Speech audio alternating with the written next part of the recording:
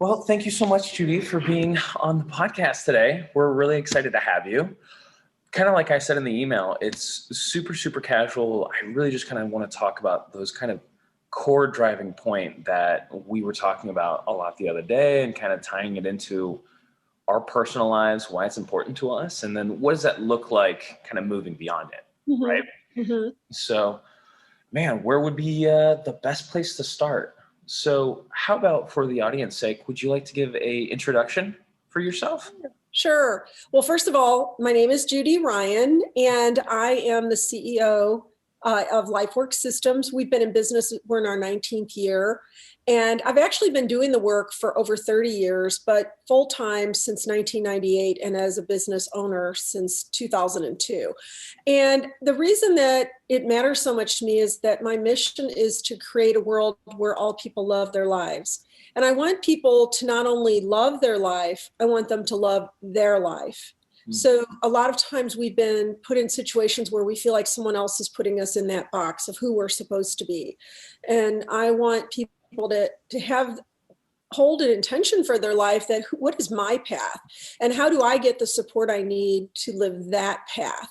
And I think that's part of the reason why I'm so interested in, was so attracted to work with you, Rob, because I believe you see people and life that way more than just a formula. Yeah. Oh my gosh. And that means so much to me that you see that, Judy, and I see the exact same thing in you. I was just talking to one of our new interns today. Like, he is just blown away by how much we're building everything, his entire experience, to build into his path. Like, we were talking about this the other day, and he's just continuously floored by it. But it's reflecting on that. It's like, well, it's because the rest of the world doesn't think that way. It's because he's floored, right? It's because everyone's approaching it like a series of numbers, and how do they make $1.10 versus truly investing in what got you here and those relationships and that team to actually go from $1.10. So let's try to make that $2, $3, $5, right? But it takes that long-term thinking and the willingness to, like, put your money where your mouth is. It's like, if you actually care about your staff, this is the answer of how to do that and make them grow into the A players you want them to be. Well, what strikes me about what you said is putting your money where your mouth is. I think a lot of organizations don't put their mouth and their thought into what do we want to cause, not only for our customers, but for our employees and our vendors and our communities.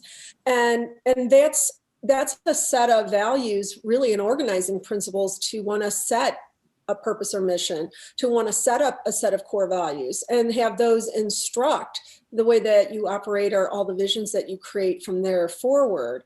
So I know, I hope you don't mind if I do this, but I just want to kind of pull what we're talking about right now into the conversation of divine and human, because that's, I think, what we wanted to work on, right? Definitely. Or talk about, which I don't typically do. So I love it that you've invited me to do that, because I think it's timely right now.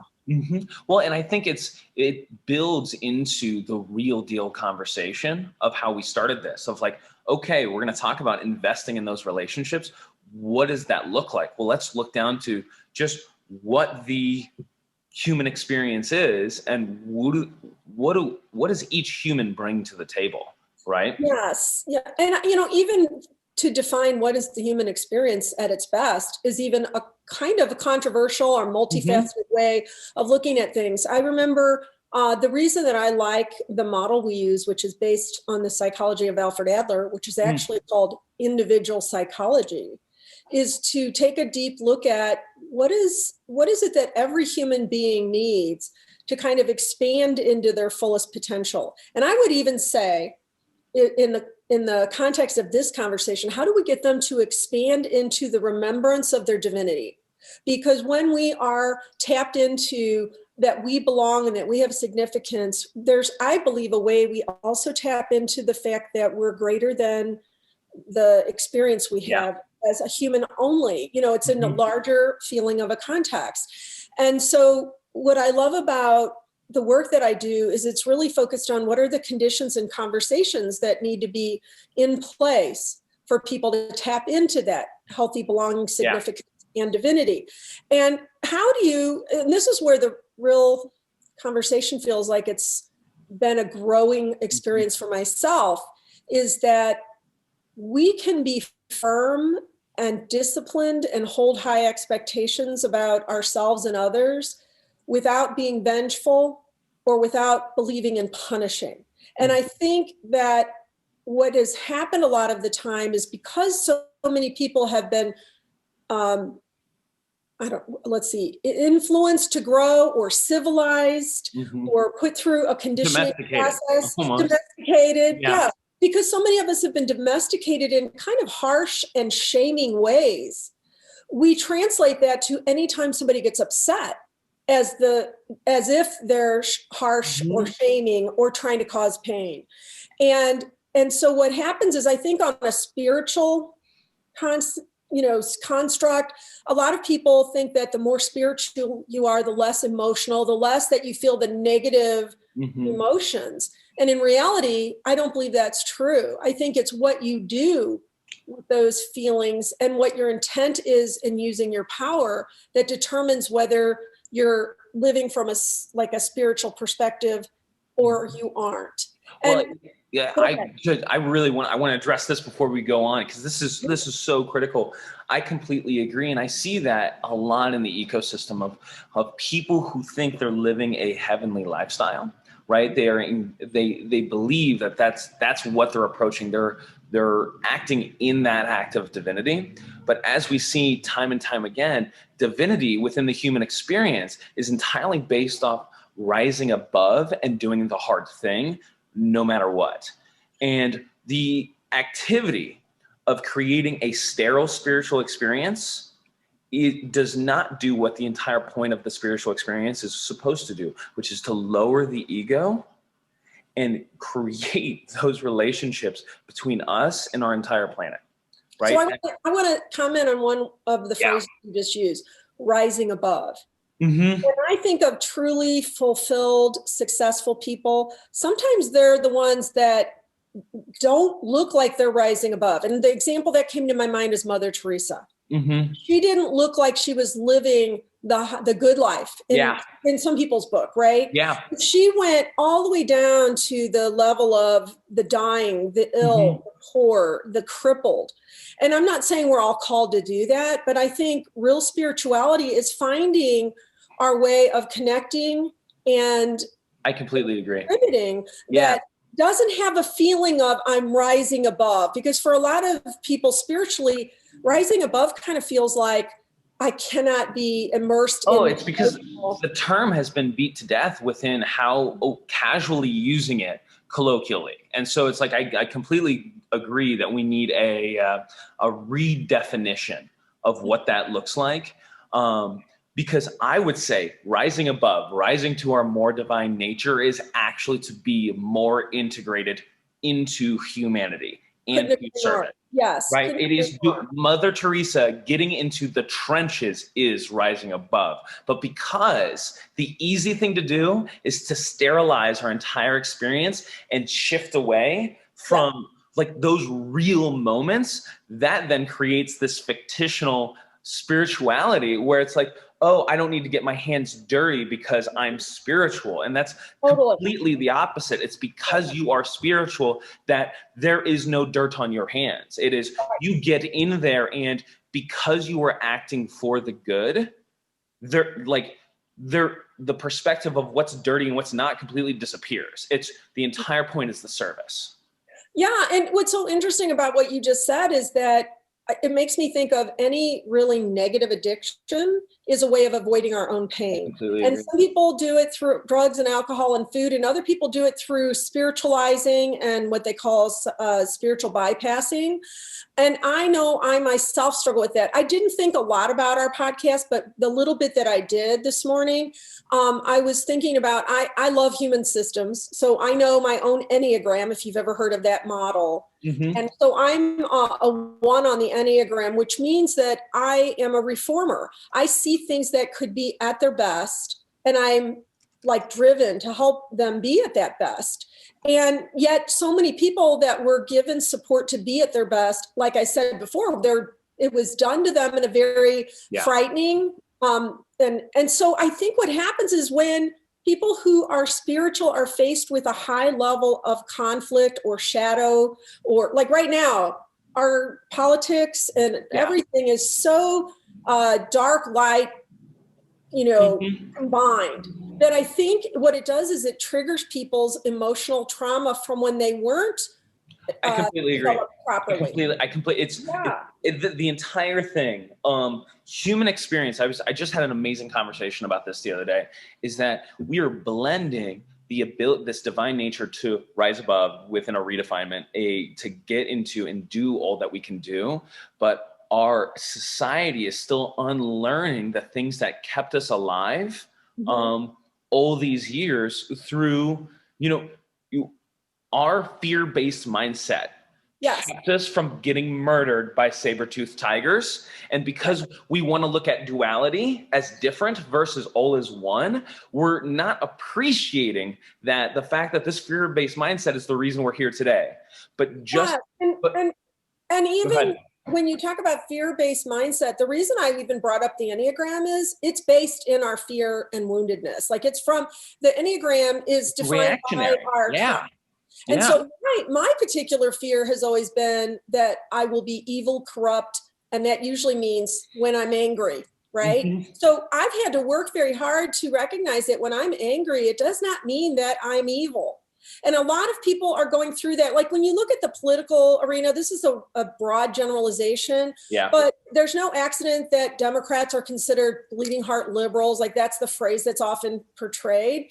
And one of the things that I'm recognizing right now in our current political climate for myself is that I can feel passionate emotions, and some of those emotions can be anger and even rage, and it does not mean that I'm seeking vengeance. And I think a lot of spiritual people, they want to be on the side of doing something effective in the face of some of the things that are happening, but they're afraid that if they get passionate, even angry, that they're going to be interpreted to be unspiritual and some kind of rageaholic.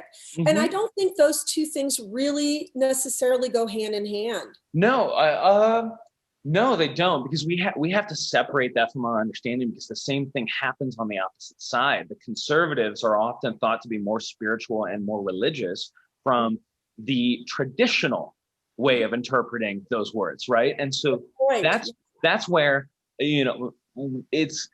we're both looking at each other and thinking the other is the villain, versus understanding we are both appreciating two sides of the same coin, and together we'll be able to actually create that value. I love that point. And I would say that actors in either camp, or all camps, have an idea. See, for our company, and this has been something I've really had to reconcile, we actively work against for dismantling control models. We work for replacing punishment with something other than punishment or bribery or enabling and all those things.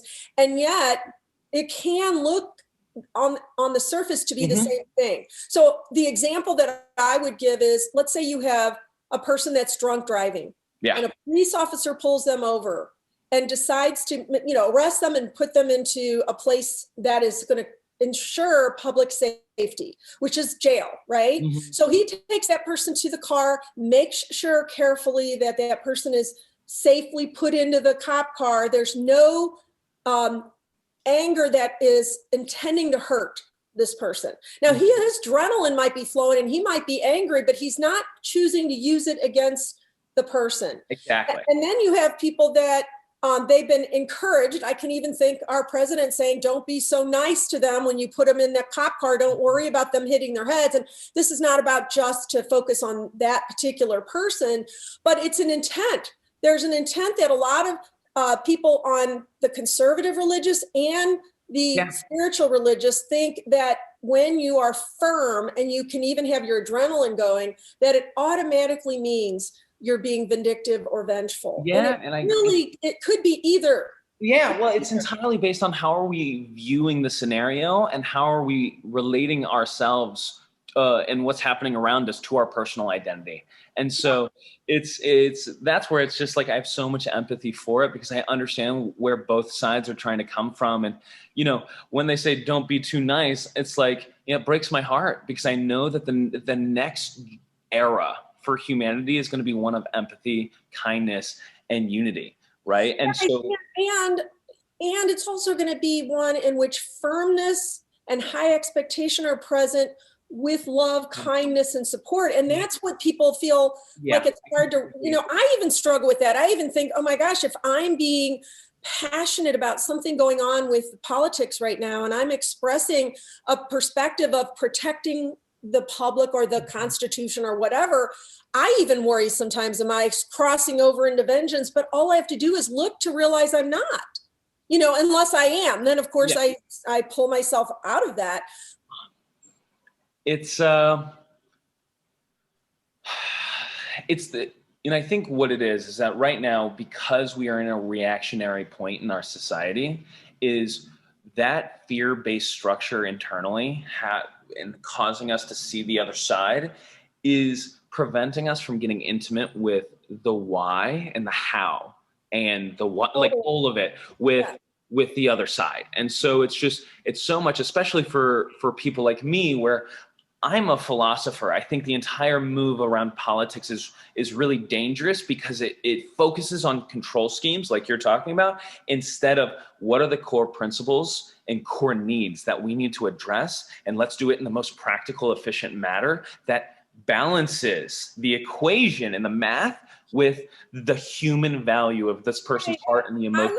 I would agree with that across the board, whether you're talking about religion, politics, civic, policy.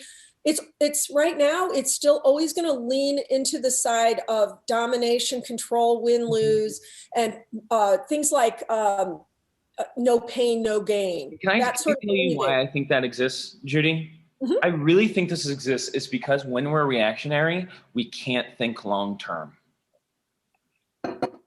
No, I would agree. I think that's why whenever we do anything, we need to recognize, am I in self-awareness and self-management, or am I in complete, out of control? Well, I think that when we are focusing on these friction points and not the whole picture, right? And not getting intimate with what the why and the reasoning on the other person's side and what's valuable to them, I think I'm losing my train of thought. I'm so sorry, Judy. That's all right. That's okay. Where was I just going with this? Well, I think what you were really saying is that the reason politics is so contentious, and even discussions on religion have always been. That's right. Is because we approach it from an aggressive, I would call it a patriarchal spirituality, where it's too much emphasis on force and domination, not enough on collaboration and love. That's where I would redefine that. That's what a contradicting perspective would be of a negative experience with a more patriarchal, right, spirituality. Because as someone who's studied more of these patriarchal, because it's really hard to even find religions that don't fall into that category, because you can even say Hinduism and Buddhism do as well. Right. And so, but from what I've seen is that masculinity operating at its best is not aggressive. It's fast. And it is always balanced with the feminine, whether it's in a male body or a female body. I have an example that I think could sort of illuminate what you're talking about. When I'm on social media, I try to focus on what would I do right now that lives into my purpose. And so yesterday somebody wrote something, and this is going to, declare my own position, but they wrote something like, I don't think there's anything wrong that I love President Trump and he did X, Y, and Z, and she named his good things, and everybody was attacking her. Yeah. And I wrote to her and I said, first of all, it's never wrong that you're loving anyone. And I applaud you for defending that. And I know that if you and I were to talk about where we're coming from on this person, we both have very different perspectives. And I just want to remind both of us that we are more important as human beings than whatever belief systems we operate from. And I would even say, Judy, that if you had that talk and talked about what was important from both of your sets of needs and focuses, you would actually find a lot more in common, and that the manifestation of those beliefs is just different. I would agree. And I don't even think I can find a way to build a bridge with somebody until I acknowledge you are more important than anybody's belief systems, and so am I, and so what I'm doing is I'm trying to practice that, so that I'm saying I'm disturbed by the perceptions I'm having, but I also know you must be too. Yeah. And more than anything, I just want to say that you deserve to be loved yourself, regardless of your belief system, and so do I. So let's hope that together we can find some truths that we can agree on someday. And it wasn't really that I was going to develop that with her, because I don't even know the person that was on there, but I want to keep sending that signal that we can bring a balanced male-female response to all of it without denying our perspective, without denying the fears or concerns. Well, and that's to look at, we have masculine and feminine energy in all of us. Like, this is not a one-sided game. It is rather the beauty of the universe is that it all balances out into create a thing that is good, right? And because we're not looking at that in the bigger picture, we want to nitpick the difference of energy in the moment without looking that because these things are here in front of us, it is good. And where we are moving is good. And what we are feeling is good, especially when we are guiding it with intent. And sometimes we think we are, and we find out we're not, because but a lot of times I think when you've really committed to that, and that's what I'm coming to, and that's why I brought that back to my own fears of anger being always wrong. And I'm really learning right now, being angry is not always unloving or even when I'm like, for example, when my kids would run out into the street, believe me, I wasn't saying stop in a very nice, easygoing voice, right? Yeah. Hey, that child probably thought I was going to kill him for a second, But that's what Mother Bear love looks like, right? It's protective. It's immediate. It's fierce. It's ferocious in a way. And it doesn't. If it's not designed to hurt other people, it is felt in its essence. And so I'm learning how, with all of this turmoil and how it triggers things in myself, I'm learning it's still okay to express from these darker feelings as long as you are clear about your intent and what you're causing. Intent, because intent is what drives the rest of the energy. And that's how human beings are actually communicate. Because if 90% of our communication is nonverbal, that means it's entirely about everything else, right? And so whether that energy has consolidated into physical body language and my tone or what have you, right? It's all just different ways of looking at one energy communication line. And because if you are leading with intention versus reaction, all of that communication will be received upon, right, an initial, even if it's explosive, and follow up relational steps, because that is how you show you care. And taking this into the business world, it's when you get angry, right, outside of intention, right, it's less about what they did and they're internalizing it as you are mad at their identity.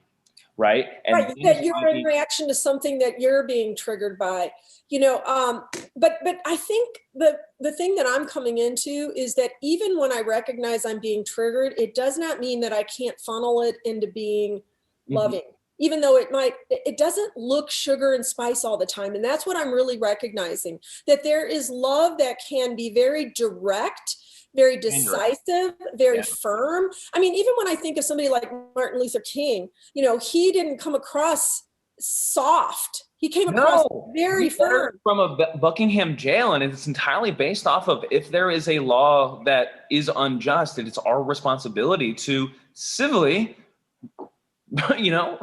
protest it. It's right. Well, I was watching a really interesting documentary the other day called "You're Not My Negro."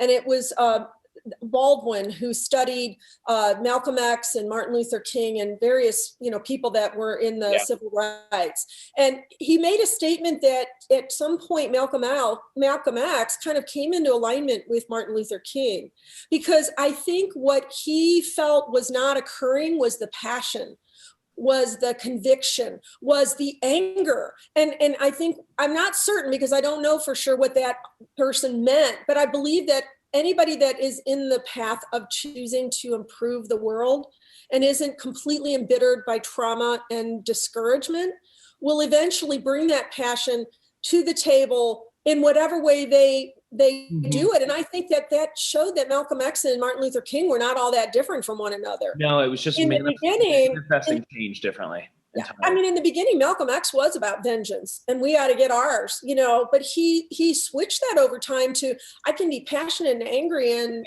I think it's growth, right? And so it's just then looking at intensity does not equal negativity, right? And it's retraining ourselves that in moments of intensity to still be present.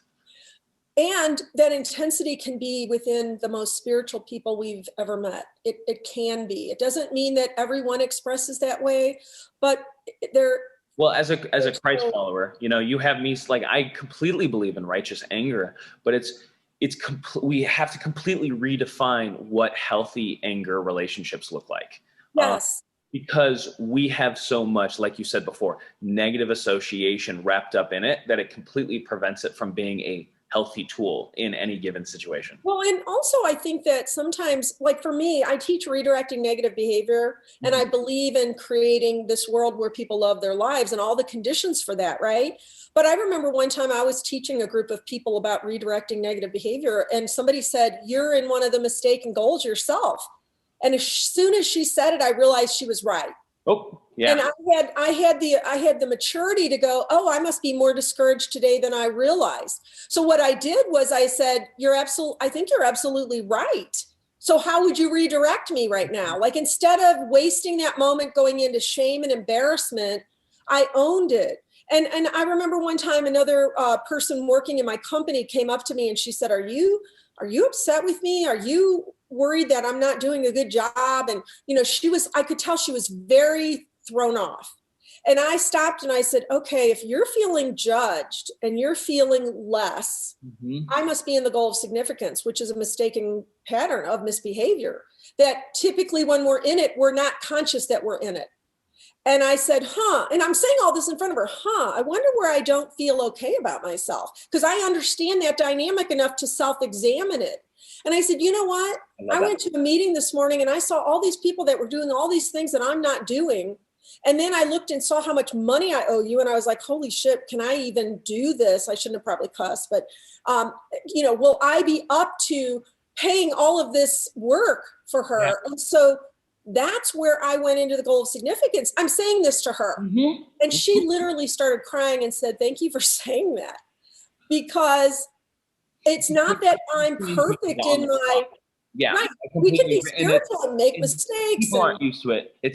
They're not used to it. And because of the nature of transmutation, of you doing that work in that moment, that energy is then every present area that you are right then, and it can be felt. And totally. The amazing part, this is why Christ never went out to try to convert people. It's entirely about being, right? And when you be in the most intentful way, it changes the world around you. He also had such a compassion and acceptance of people that didn't have self-awareness, weren't necessarily self-managing or managing relationships, whether they were tax collectors and prostitutes or whether they were his own disciples that got freaked out. And this brings up a fantastic conversation of like, then why is the rest of the world working this way if the people in which we put on pedestals, right, acted right? And it's entirely based off of like, we can intellectually understand something,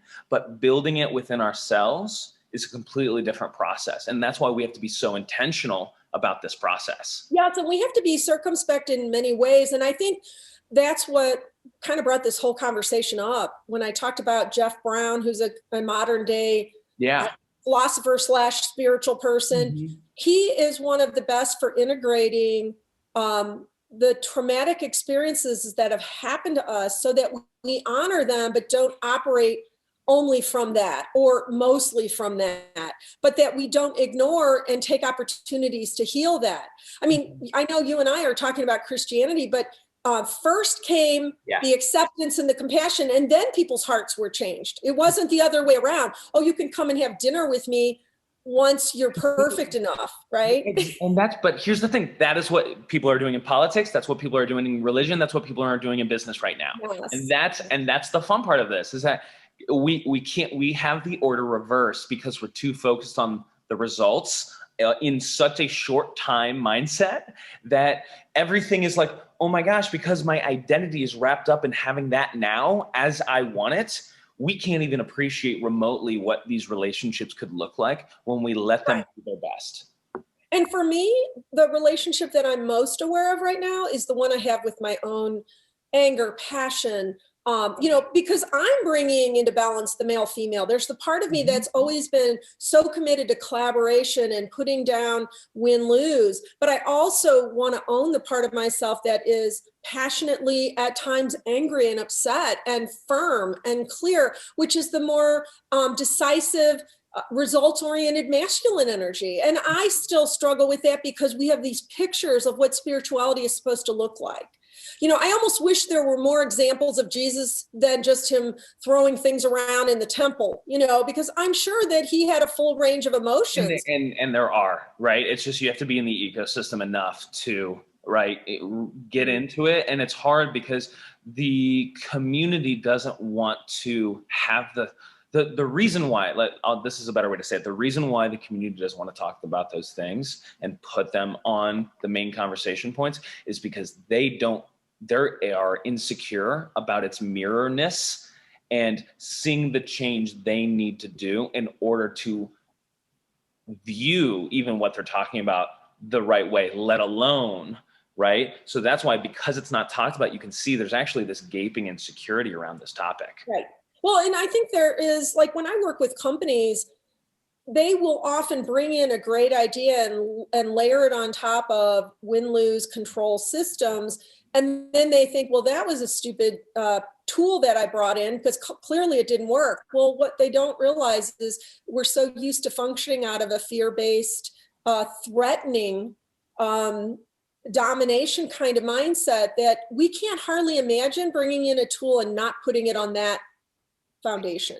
Well, because right, it's our internal operating system, right? Until you go back and change the code yourself, everything you do is going to touch that.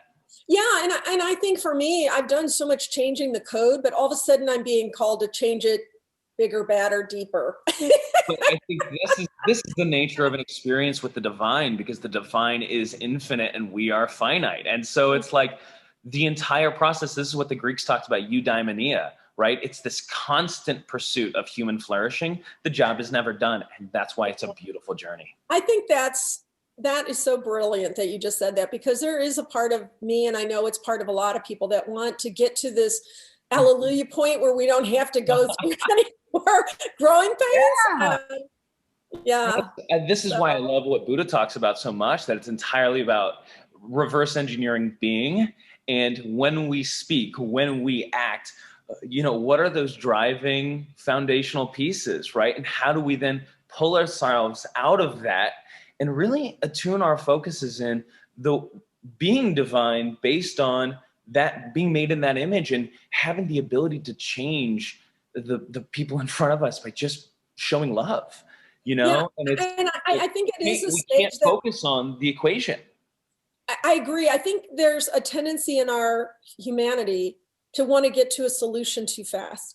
One of the things that I love in the work we do is by M. Scott Peck, who wrote The Road Less Traveled. Yeah. And he said the way to get to authentic community, there's a space to pass through where you've stopped being fake, which is pseudo community, and you've stopped doing chaos, which is I'm right, you're wrong, which we see a ton of. And you go to a state called empty, where I am choosing to be receptive, disclosing, but not telling you what I'm going through to change you or fix you, and recognizing how beautifully different, separate, and gifted we both are, and really having respect that the other person is as worthy as they are. Yeah. And there's no solutions happening in that space. Exactly. There's Exactly.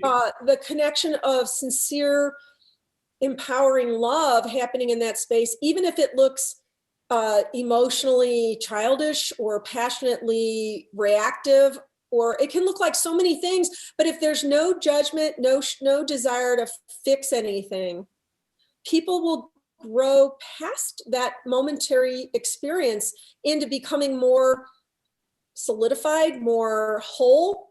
And then the decisions that are made are so incredibly fast after that. Yep.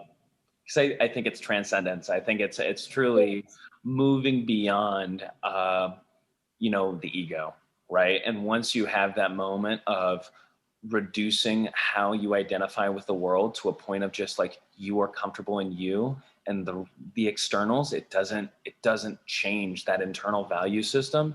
I think it completely changes how we can approach and make those relationships. Yeah, it's so funny because I have a little bit different perspective about the word ego. I think ego, when it's used to dominate and control, or for Mhm. selfish purposes, is a really negative. That's what I think most people mean when they Yeah, say ego. But it takes a very strong ego to go into empty with someone.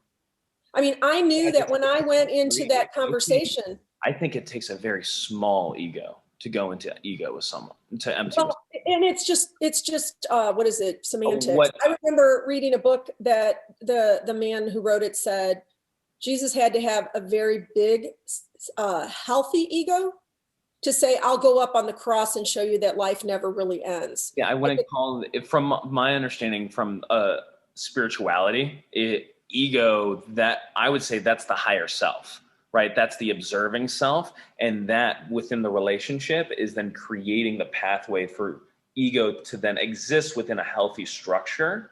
But as soon as I hear big ego, right, I look at the size of ego corresponds to identity outside self. And so that's where I would say it's like, well, if I were to use that definition, I would completely agree with that. yeah, So, regardless of what we call it, I think there is a I point at completely agree. which we can be Yeah. with each other and with ourselves with no agenda. Because that's really what empty is. Let go of the agenda, the prejudices, the fears, the ideas that if I crumble into a mess right now, that means I'm a basket case instead of I'm just a It's human want, being. desire. It's all the things that we come up to the table and feel like we are not good enough because we Yeah. have not reached yet. Yes. And I think once we are with ourselves and one another that way, we can be so much better for the world, for the solutions that will come after. Yeah. But if Oh you my can't God. skip that step, But now you've created a nurturing relationship mhm. where that flourishing can happen now, right? Because we're no longer attacking each other with toxic, right, interactions. It's now we just want the best for each other. And Rob, that's how I feel about you. And I know this is going to sound all mushy and everything, but this whole period of politics right now has really caused me to have this huge gamut of emotional experiences and awarenesses, and times where I feel like I'm kind of stuck in this place where I don't even want to try to fix, convert, or heal myself, because I know that there's some purpose for it. But I also know it's not everybody that can be with that. Yeah. And I feel like you always ask me, or frequently ask me, how are you doing with everything? And for whatever reason, I just tell you, I don't pretend. So that says a lot about you creating safety and me creating safety. Mhm. But I think it's something I wish everyone would learn to do, because it is one of the biggest answers, I think, to Mhm. getting to a point of real rebuilding of our Oh my world. gosh. It's so many people ask how you doing as like a check the box when it's an opportunity for two souls to talk to each other. And it's we miss out on that. And sometimes when you do start talking to each other, there's the fear that I'm going to be attacked, but when it doesn't occur. Oh. It's amazing. I remember there was a guy that was on one of our client sites, because our client sites really create a ton of safety and trust pretty Mhm. quickly. But despite that, when I would sit in on his mentoring sessions, a couple of times he would literally get tears in his eyes and he would say, I'm still struggling trusting this, because I would, every time in my other job, if I were this vulnerable, it would be used against me like crazy. And so, yeah, I mean, I think, and I just said, take whatever time you have to relax into it, because it's understandable if you wouldn't want to immediately. Oh my gosh. That's you're moving me. That's that's the whole game. You know, the just the opportunity to catch a glimpse of that, of him wrestling with that inner, right? But it's Yeah. just, that's to be aware of that is to see someone else path to transcendence, to enlightenment, Yeah. to growth and healthy relationships with self and everyone around them. And it's just part of that process is pulling out that muck we have inside of ourselves and putting it on the table, and it, not judging it and being like, I understand why this is here, but it doesn't Mhm. serve me anymore. And that's why Yeah. I need I to, mean, I think we teach a lot of that in our work, which I consider to be spiritual, and to yeah, match with Buddhism and Christianity, a lot yeah, of faith. But I think what I'm learning is sometimes that muck is a little bigger, because of like a whole series. Like right now, our world feels like it's being put through something where anything that was traumatizing is being called to the surface, like all at the same time. well, I really just think that's the result of attention, right? And when you have more attention, you have more awareness. And when you have more awareness, right, before you've gone through so much cleansing and foundational building, increased awareness leads to a, let's just say, as Christ says, brother against brother, son against father, mother against son. Like the whole thing is because we're having to approach that in ourselves and that in our relationships and that in Yeah. our world. I think that in a way, all of these circumstances occurring at the same time are purposeful for us to Yeah. make new choices. I know I'm feeling that personally, even in the work I'm doing. And sometimes I can feel a little ungrounded, like, oh my God, am I even capable of helping anyone else in certain moments? But then to realize we're more resilient than we know. And each experience I have, hopefully, is going to give me more patience, more understanding, more compassion, and more willingness to go to that empty place as long as it takes. Yeah. And then to find out most of the time it doesn't take that long. If we're in the presence of people who do not try to fix, convert, heal, or change us, I don't think we stay stuck in that very long. No. So I know when we first started talking, my reaction has been to some of the people in my life that are very quote unquote spiritual, but it feels like they're very dissociated. And I think I just need to know that that's okay, that that's happening, but it may not be the most helpful to me at this point. Well, it just changes how we approach that person because they're in a Mhm. different place, right? And I Right. think that result is a consequence of the insecurity leading to the avoidance of integration with everyone else, Yeah. right? Because Yeah. I always think of it as coping mechanisms. Sometimes people are more triggered than they're aware of, and they're doing coping mechanisms and maybe not even knowing they are. I know I've been in that. yeah, oh my God, but that's why the reflective process is so amazing, is because we then take the moment to find ourselves, oh crap, I realize I missed my exit 5 miles ago, but that's okay, because it's the entire point of like, you finally looked in the rear view mirror and you saw, oh, there's police sirens behind me. I guess I should pull over. They didn't have to get the helicopters out. I'm okay, right? Yeah. And to learn to enjoy the ride even when you do that stuff. Yeah. That's the trick. That takes some inner peace, right? But it's what it takes. It's because it's not going to hurt us. It's only going to better us on our path. Yes, and expand our bandwidth of being with other people. I think that is really a big part of it. At times when I'm in my own stuff, I think, okay, I hope there's some good reason this is happening, but I actually know that nothing Yeah. happens without it being Faith. Yeah. support. So, what else? Anything else we could I speak mean, Judy, I think this has been so phenomenal. I think because I also see that Dom's waiting in the room behind us, so we should probably engage with him. of? But Okay. this has just been so wonderful to actually connect with each other and show it's like this is no matter if you're business to consumer or business to business, it's always going to be person to person. And Yes. because that's the case, it's these conversations need to be our second nature, our first you know, it's just, we need Yes. to be able to engage with each other at this level, for to then receive the next series of gifts. But this Yes. in itself, to have the friction to push us into having these relationships, this is a gift.